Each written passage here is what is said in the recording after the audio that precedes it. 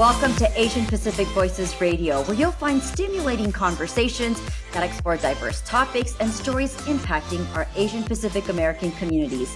I'm your host, Rasha Goel, and today I am excited to introduce my very special guest. She's a multi-talented 13-language vocalist, concert pianist, and classically trained violinist who has captivated audiences on a global scale. Her illustrious career has seen her heading crossover performances in major televised events, such as sports arenas, festivals, including America's Got Talent, Special Olympics World Games, and Burning Man. Known for her virtuoso, coloratura, and dynamic performances, her diverse talent spans classical arias, crossover pieces in jazz, pop, and alternative rock, and even a groundbreaking remix of Skrillex's Kyoto. Hailing from Tokyo and Taipei, her journey from performing in the Taiwan National Recital Hall at 15 to become president and CEO of Asian Hall of Fame and CEO of the Robert Chinn Foundation showcases her global cultural perspective. It's my pleasure and honor to welcome Maki Mae on Asian Pacific Voices Radio. Maki, thank you so much for being here today. Thank you, Rasha. That was an amazing introduction. I'm going to use that on my LinkedIn. Awesome. Happy that we can help you with that. You have our pleasure. You have such a fascinating background. I want to start off with talking about your childhood. Now, you are Chinese, Japanese, Korean American who lived in Tokyo and Taiwan before moving to the US. And I also learned from an article that as a baby, you were born with serious complications that could have been also life-threatening. So tell us a little bit about your childhood. Well, Rasha, thank you for saying I'm fascinating. And I'm fascinating because my parents are fascinating and their parents are fascinating. I think that we all stand on the shoulders of people before us. And I definitely have to see that's the case in the family. My mother is the 52nd generation of a very long family and a long heritage that traces its roots back to Korea.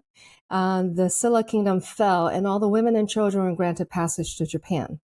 And this was 52 generations. So she's 52 generations ago. I'm 53rd.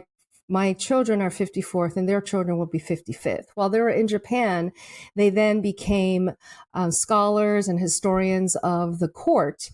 And today, our family emblem is the Prime Minister of Japan's official seal, and it's also on the back of the 500 yen coin. We maintained being Japanese and being Korean at the same time. They don't have dual citizenships in Japan, but they maintain their Korean passport and the Korean name Kim. My mother then immigrated to the United States because despite her long legacy and heritage in Asia, she wanted to be an attorney, not possible. She wanted to be a professor, not celebrated. She did not want to follow the traditional path of getting married at the age of 20 and having 5 kids by 25. She wanted to be an educator. And America was the only place where she felt that could happen.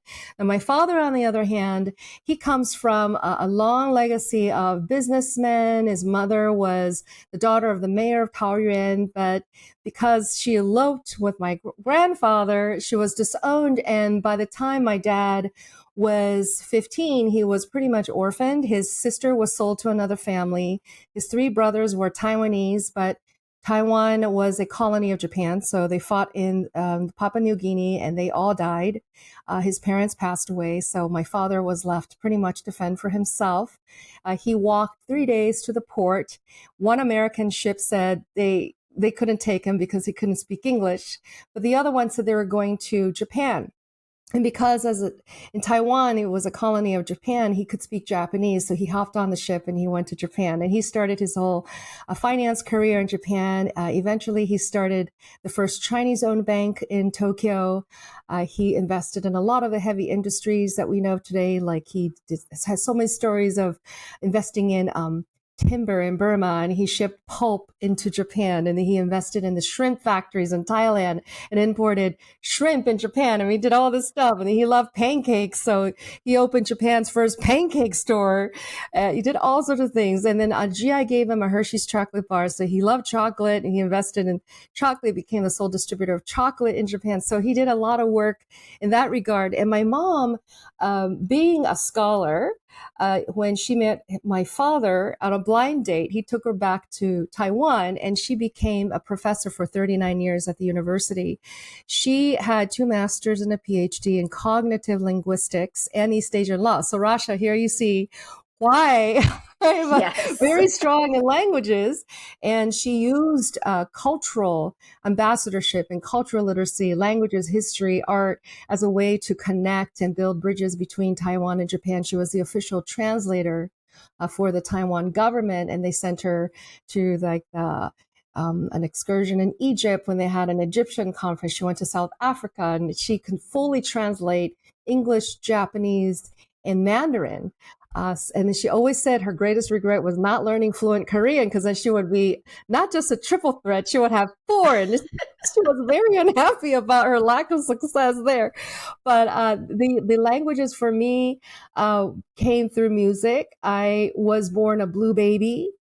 And that means that your umbilical cord is wrapped around your neck. So when you were born, you're already DOA. So I was blue. I was not breathing. Wow. And then 6 months later, I died again of crib death. And my mother resuscitated me from crib death.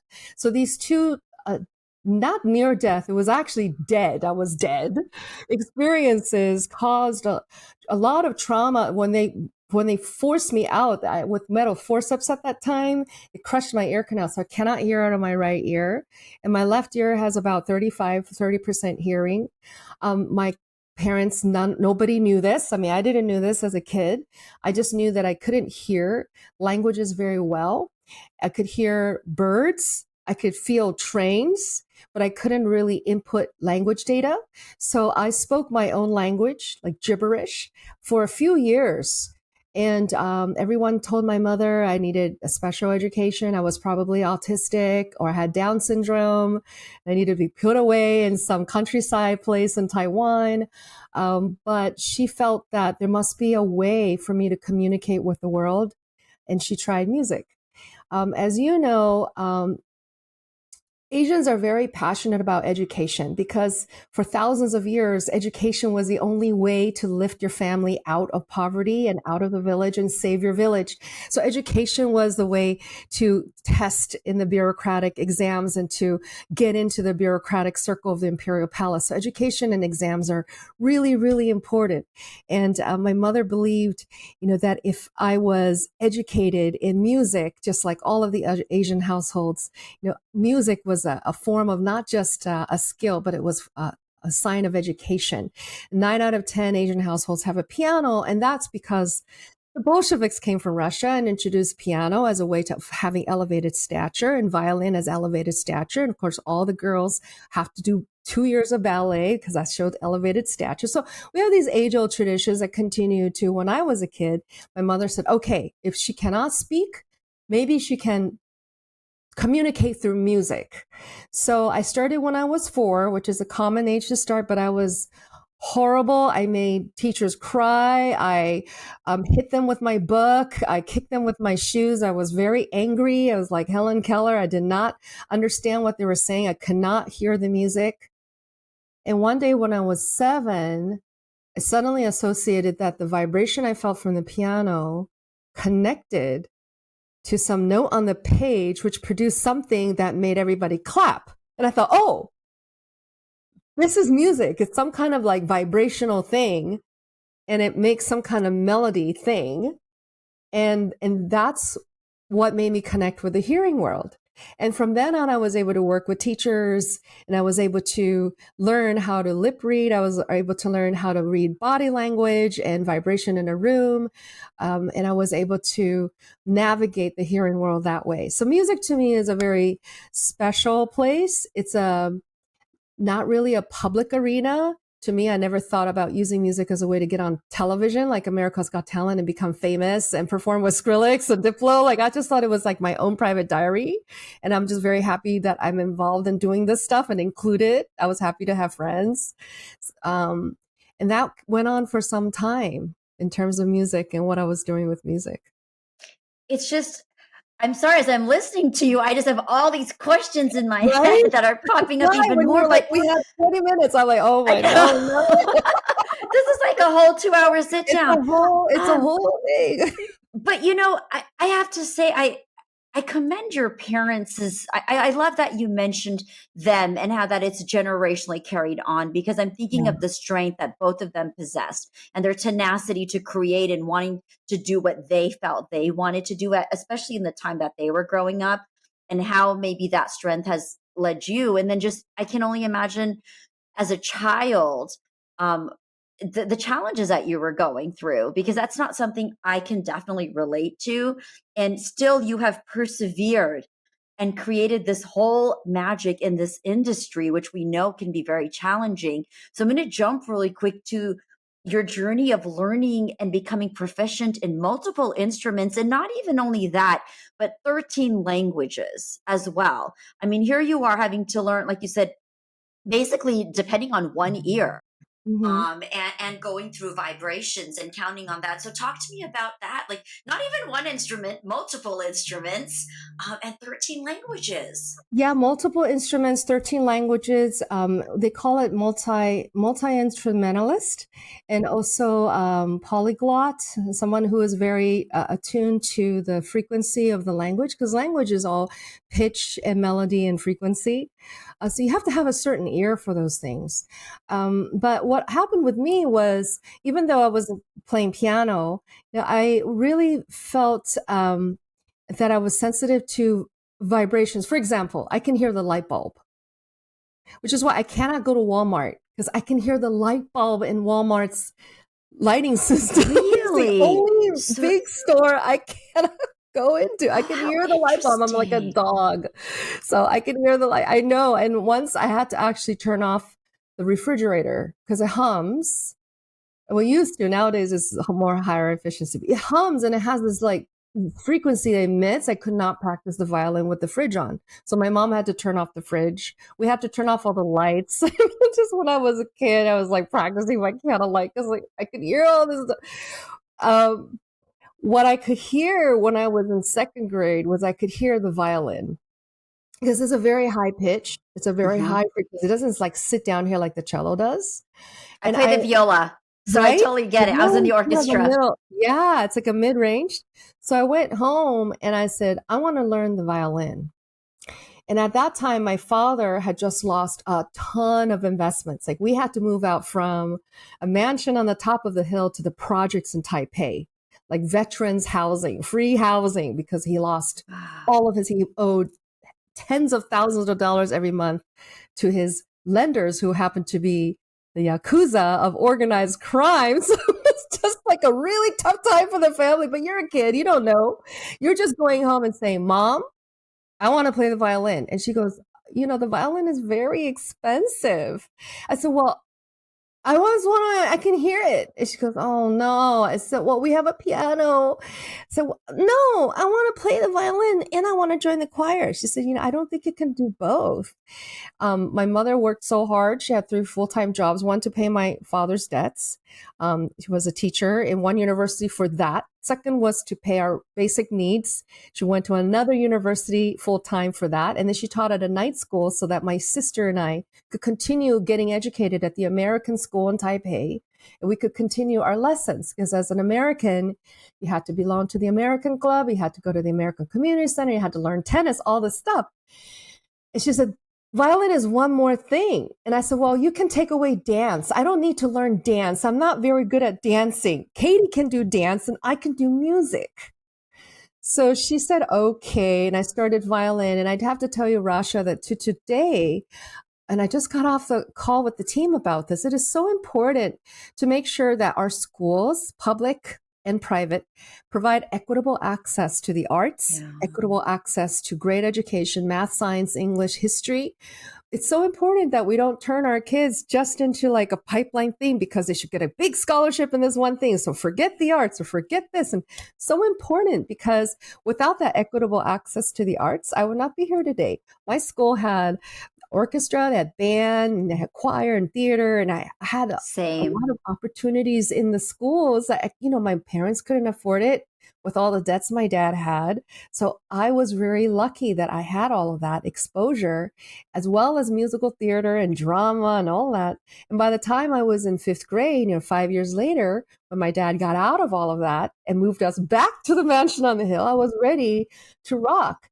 And my languages came very easily because as an American citizen, I grew up in Taiwan.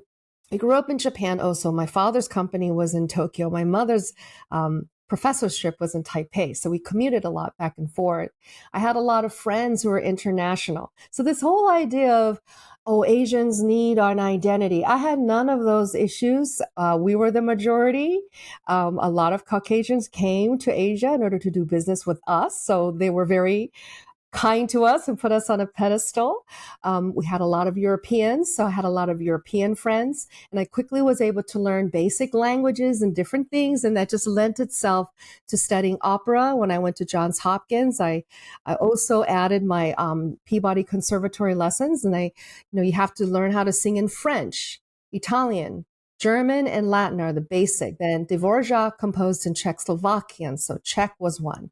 Then you have all of the Asian languages. Whenever I was asked to perform, I would learn also bits and pieces of that language. So Tagalog was a big one. So the Filipino embassy always asked me to sing Dahil Sayo, so I have to learn Dahil Sayo. Then Korean, Japanese, Mandarin, right? So it all kind of goes along those veins. Most recently, I was asked to sing for Israel Relief. So I had to quickly learn the national anthem of Israel, and that was fun because Ravel composed an entire sonnet in Hebrew. So I already had the basics from Ravel, and I was just able to translate that to the Israeli national anthem. So a lot of it is having the opportunity, equitable access to opportunity, and then really going out, Rasha, and saying yes. Don't say no to anything. The kids nowadays say no to everything because they see, oh, I say yes, I get into trouble. It's a waste of time. AI is going to take over my job anyway. Why should I even try? Just forget all that for a second. Say absolutely. When I was recruited by the Walt Disney Company 16 years ago to work for Bob Iger and the company in public affairs, the second day, a nice lady pulled me aside. She's passed away now, but she was my mentor. And she said, Maki, if you want to succeed in Hollywood, just say absolutely. That's what I was taught. Just say, I can do it. And then go back and figure out how to do it later. But just like, no problem. And like, okay, does this really fit into my calendar? But I think that's so important. It's just, if you're like, hey, you want to go perform in this? Yeah, sure, I can do it. If I can do it, I'm going to be there. That's why when you ask me, Maki, can you be on this podcast? Absolutely, Rasha, happy to do it. And I think that's so important, in learning about music and instruments and also your capacity. Coming to the United States, I was 15 years old, even though I was an American citizen, I didn't know a lot about the culture. So when I started to play with EDM and Skrillex and Burning Man and all that, I was also asked to do a lot of things on the rock side, and I didn't know a lot of things. I was floored when I went to NAMM. Now, NAMM is an annual kind of merchants convention in Anaheim every year. It draws about 130,000 musicians and gear companies and technical engineers, and we all gather. It's like the Wall Street of music every year. And I said, where's the violin section? And they said, it's in the basement. There are like 3 vendors. I'm like, why? You've got like all these, there's like Magini, Stradivarius. They're like, there's Yamaha. I'm like, Yamaha? Yamaha's not a violin company. They said, okay, this entire floor is guitars. I said, why are there so many guitars? So there's look at this, it's American music. It's guitars. Are you out of your mind? And they said, okay, the whole second floor is piano. I said, what? Where's the violin? Hey, orchestras rule, man. They're like, no, orchestra's in the basement. So I've learned a lot about how cultural literacy is important. What you think is really, really cool, Bach, Beethoven, and Brahms, in another locale, they have no clue. They're like, do you know anything about Johnny Cash? You're like, oh, I have a lot to learn. But it's so neat because you've been able to kind of fuse that. Like you bring in the classical instruments and vocals and mix them in with the the electronic beats. And I think that's so fascinating. Was that intentional on your part? Yeah, well, a lot of it is just being very open and being very humble. I was in a backyard barbecue. Happened. This is how the whole journey started when my kids were small. And then there was this guy, he was a producer from Madonna. And he said, "Hey, I really need a violinist on this one track we're building. Can you swing by the studio?" So I was like, "Oh yeah, sure." I wasn't it's like, okay, just finished working for Disney. So I thought I might try something new. And then he came over and said, "Okay, well, how would you like to track?" And I said, "I don't have any idea what you're talking about because I'm a classical musician." I said, "Where's the sheet music?" He said, "There's no sheet music. We're making new music." I said, "Oh, how do you do that?" He said, "Well, okay, we have a beat. Maybe you play to the beat, or maybe there's a specific bass or idea like riff or hook." And I said, "You just said a bunch of things. I have no idea what you said." He said, "Okay, well, if you're wanting to make new music and music that's not classical, you should just, LA is just 20 minutes from your house. You just go to LA and research. You're like in the creative distribution capital of the universe. You should just try that." So that's just started my whole journey into crossing from classical to EDM was the first one, then went over to alternative rock and then traditional pop. And I got a lot of pushback from it. It's funny because people are very into the idea of purity, just like a lot of Asians in America are very into the idea of purity. So they're like, "Oh, if you play violin, you should just stay in an orchestra or in classical music. Like if you go over to electric or anything else, you're not a violinist." I'm like, "Oh, that's funny. Why do you have to segregate violinists from each other? Right. I thought we fought segregation and now they're segregating me."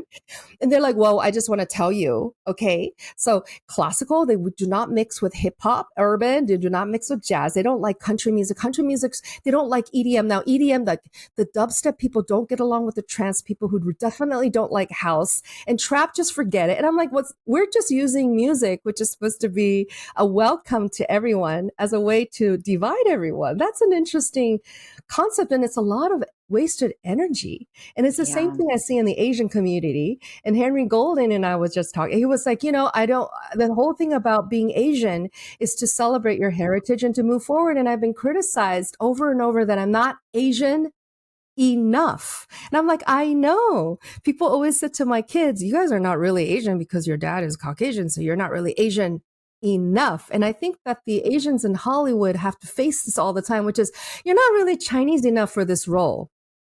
But we're going to cast a Caucasian person because they play it better. Right. And you're like, okay, wait a minute. This was an Asian role. And what does that mean?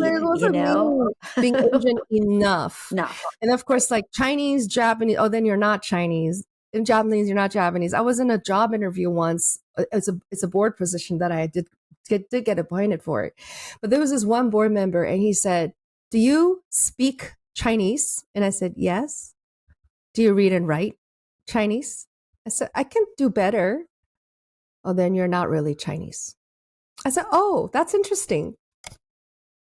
Wow. A lot of energy to make me not Chinese. Right. It's like we set up our own, challenges ourselves when we do things like that. I have to ask you something, Maki, though. As I'm listening to you, you make this sound all so easy, which I know it's not. It's been years of probably hard work and just really dedication.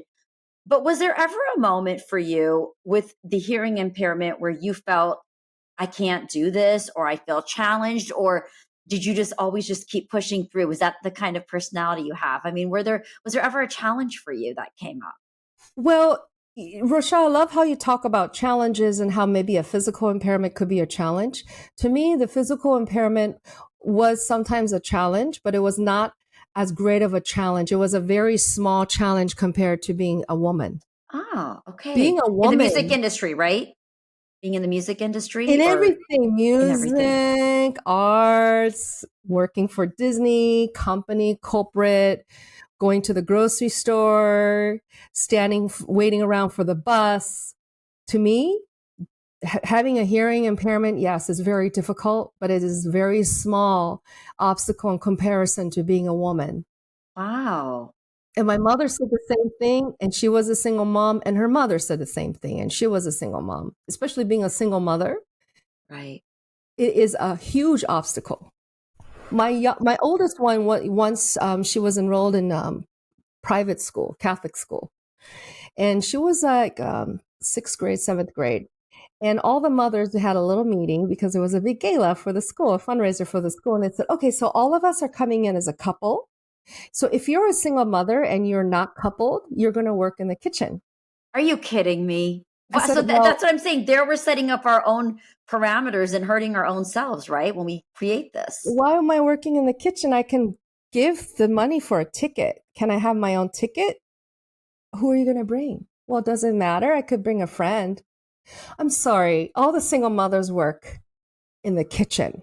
So that's how all the single mothers became friends. We were working in the kitchen and we were coming out serving all the people who were not single. Do you think that's a challenge that we're still facing, or is that an obstacle that's been worked through? Absolutely. Absolutely. I actually have to pretend that my executive producer is my husband. I'll say, oh, yeah, he's my husband. And then I'll put the ring on my wedding finger. You are kidding me. When I go to a conservative situation where they expect to see the CEO is married, properly married to a white guy is even better. I'm like, okay, I am married today. And everyone's like, oh my God, why?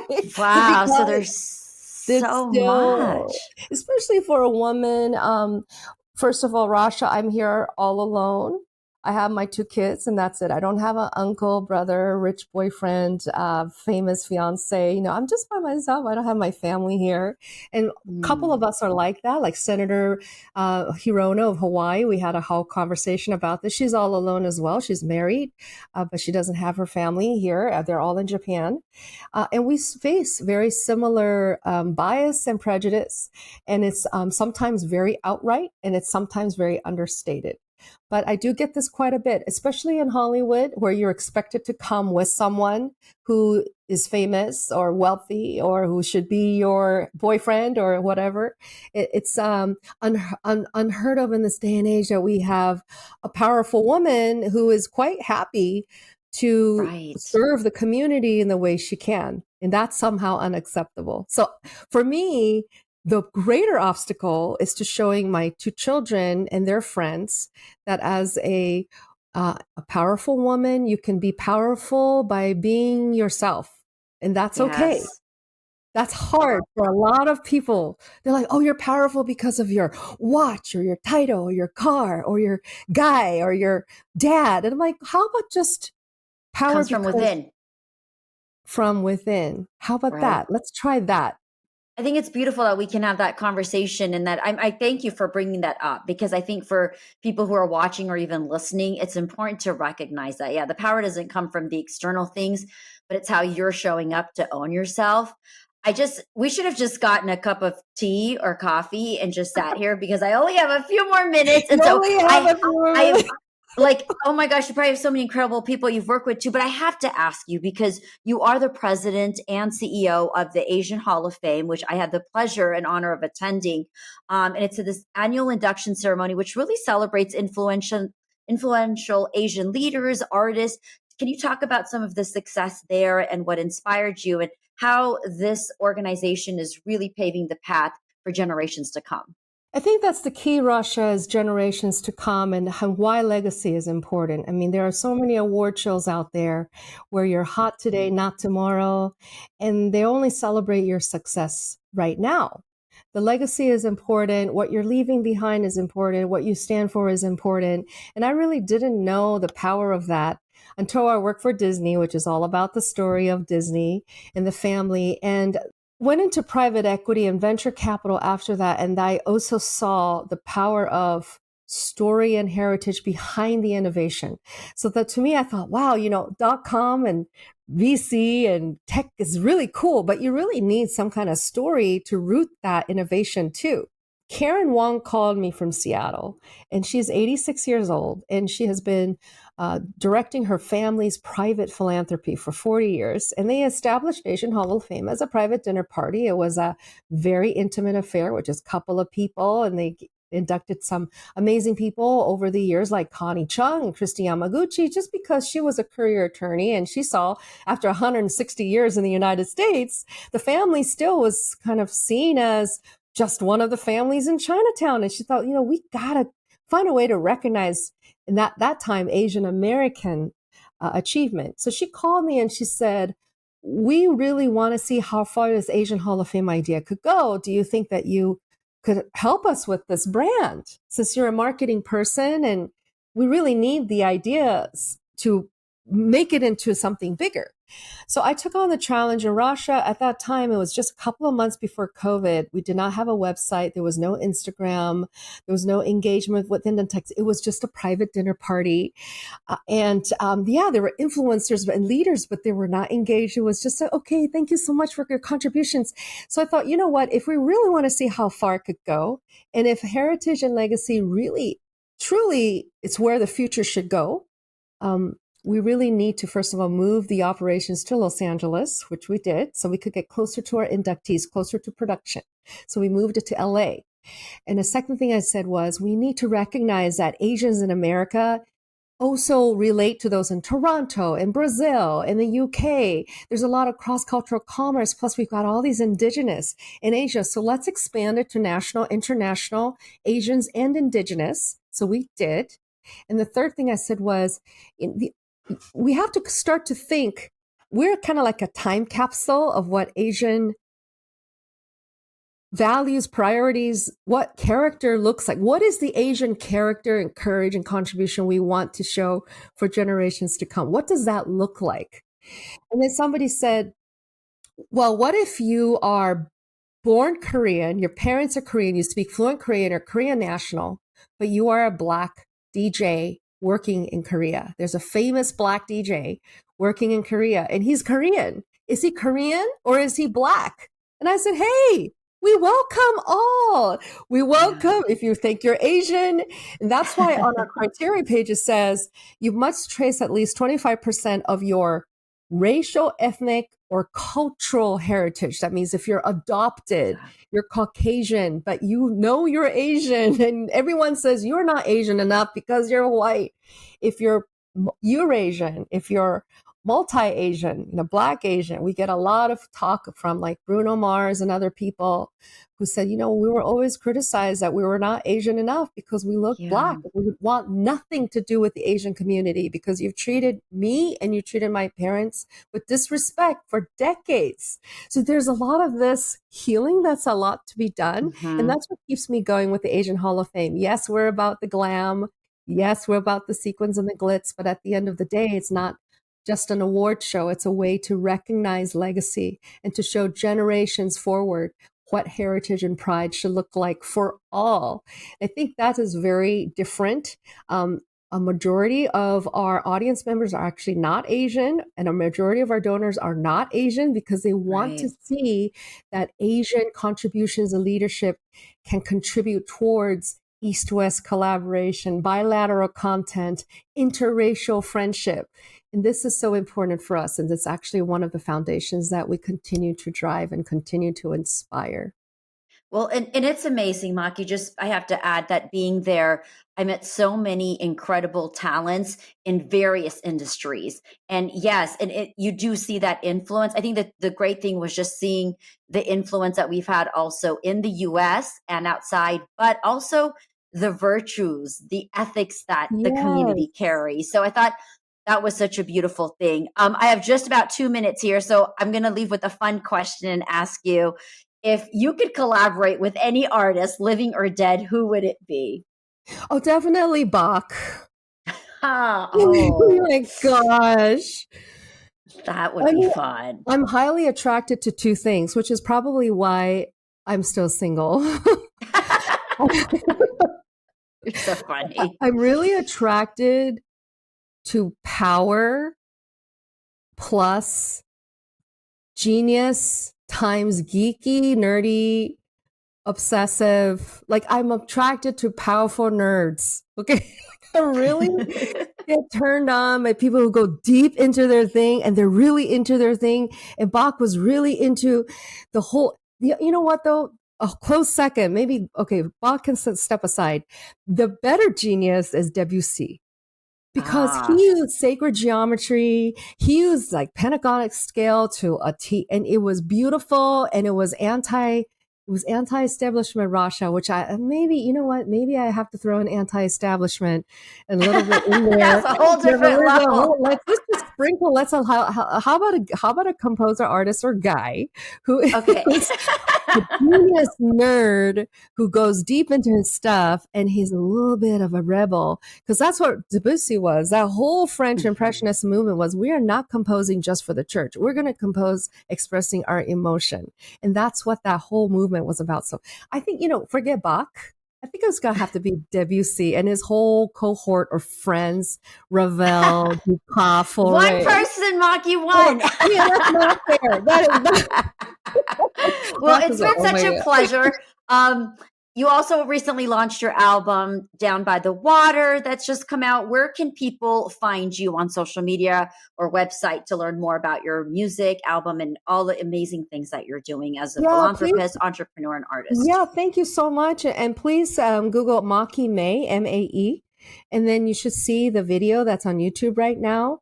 It's kind of dark. It's talking a little bit about human trafficked woman who's killing the child in her mind, the daughter in her mind. Because PJ Harvey originally composed this saying the mother is killing her daughter under the water.